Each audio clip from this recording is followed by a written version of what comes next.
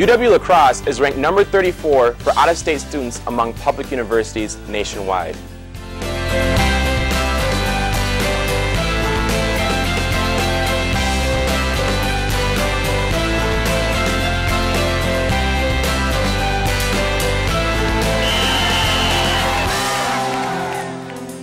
UW-La Crosse is ranked as one of the most military-friendly schools in the nation.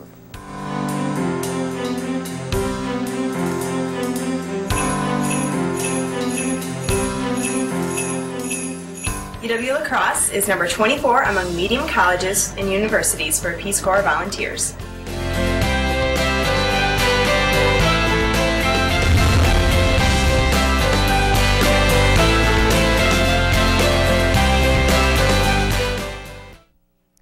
Welcome back to WMCM. I'm Chief Meteorologist Jake Kozelik, here to bring you this weekend's weather. Tonight we're looking at clear skies with a low of 27 degrees and northern winds at 8 miles per hour. Moving on to Friday, it's going to be mostly sunny with a high of 47. 50 degrees is pretty nice for mid-November, I'd say, so make sure to get outside and do something active. On Friday night, we're looking at mostly clear skies with a low of 33 degrees and southeasterly winds at 5 miles per hour. Moving into the weekend, on Saturday, we're looking at mostly cloudy skies with a high of 50 degrees. Southeast winds at 10 miles per hour. Saturday night, partly cloudy with a low of 39, getting a little bit warmer, and southeasterly winds at 9 miles per hour. It's a little bit breezy, but mostly constant temperatures. On Sunday, we're looking at partly cloudy with a high of 52, southeasterly winds at 10 miles per hour. Sunday night, it's going to be partly cloudy as well with a low of 41 and southeasterly winds at 4 miles per hour. Weather's going to be pretty constant this weekend, but it's pretty nice, so make sure to get outside and enjoy it. And now, here's Tyrell L with this week's interview. All right, thank you very much. I'm here today with Steve Zhu. He's from Beijing, and he's a grad student here getting his BA. So, welcome, buddy. Thanks. Thanks for coming on the show today. So, what do you think is the most glaring, biggest difference between here and China, especially Beijing, where you're from? In the cities, actually Beijing is kind of really big city with a lot of people, like maybe 200 or maybe 20 millions. Pretty big. Yeah, that's right. And for the education part, we just took those 300 people lecture and take a really big final. When I was engineering major when I was in graduate program, so maybe it's a little bit different. Which do you like better? Do you like the large 300 type of classroom that you had in there, or do you prefer like the kind of smaller that we have here? Sometimes it's fun because we don't need to show up in the lecture. We just take the big I know about final. those That's issues. enough.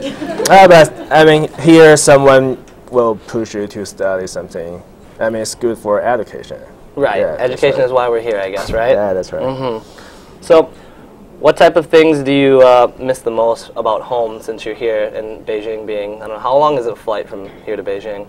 It's like 13 hours flight. Okay, so what do you miss the most about your 13-hour away homeland? Maybe a little bit miss my family and Just friends. a little bit? It's just one semester. It's not really long. That's not so bad. Yeah. That's not so bad. What's your favorite thing so far about being in La Crosse?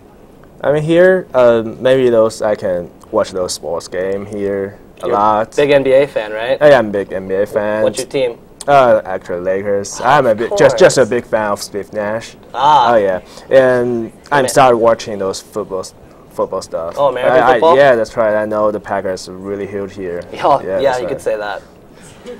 Do you like the football here, or do you think? Yeah, I like it. I like it. Yeah. Yeah, I like it. All the It's kind of my violence and second concussions favorite. is okay. Kind of. Kind of. Yeah. All right. I can respect that. What's been your most memorable moment here? Oh, it's kind of tough one. Actually, every day here is... Every day? Yeah, every day here is memorable. Maybe the first month is the best because I don't have such a lot of homework or papers or exams to do. I like that. Yeah, that's right. Why did you choose La Crosse over, let's say, like Chicago or Madison or anywhere else? Like, what made you come here? Maybe, when I choose the city, I don't have a lot of choice. Okay. I have like 2 or 3 to choose, and I choose here because maybe it's in the several states, and the area, so I can kind of drive around in Minnesota, and Wisconsin, and Iowa or Illinois. Oh yeah, so all those really fun Midwestern states. I can see more. It's true. Yeah, that's right. Where have you all been since you've been here? Have you been to Iowa, Minnesota, Wisconsin? I've been everywhere? Ohio, Michigan, and Illinois. Which one of those was your favorite to drive through? Maybe Michigan. Yeah? Yeah, I lived there like 1 week. Yeah. Nice. What do you do when you're not studying, besides obviously playing basketball? Do some sports stuff, and actually I really like party here. The parties here, yeah, I like it. Well, I know about those. I've heard about these parties. I don't know. They're pretty fun from what I hear. You're lying. So do you live in Reuter, right? Yeah, I live in Reuter. Okay, what's that like?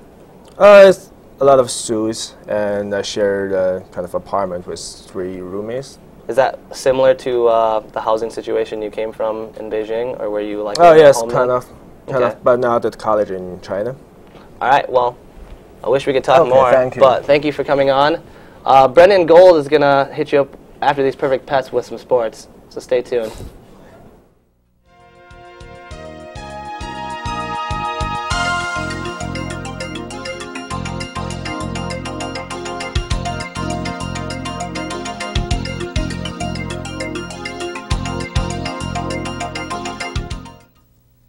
Moving on up is Jefferson.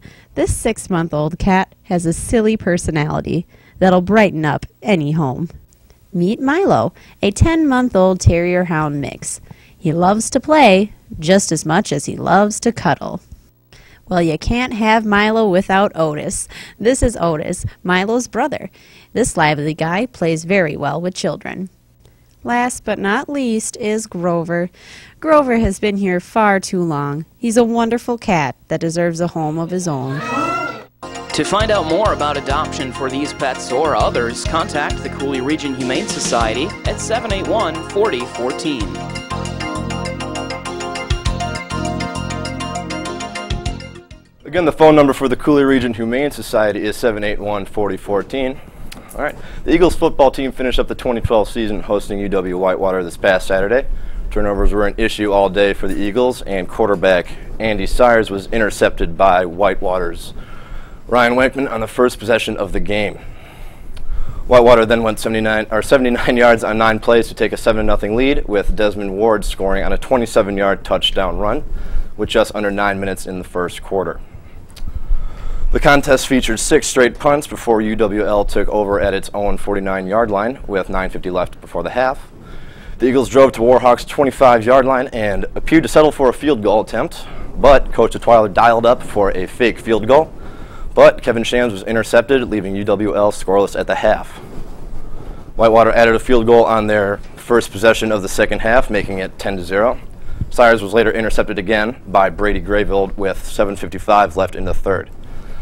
This led to another score by Ward, this time just a 1-yard touchdown run by Desmond Ward. The next drive resulted in another Eagle turnover, as a fumble was once again recovered by Grayville.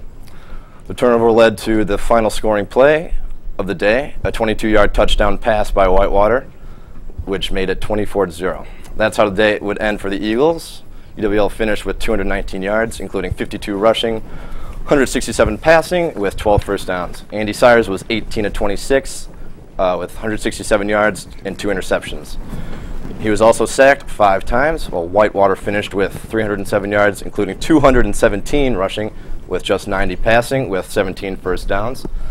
The Eagles would finish the season with an overall record of 4-6 and a conference mark of 3-4.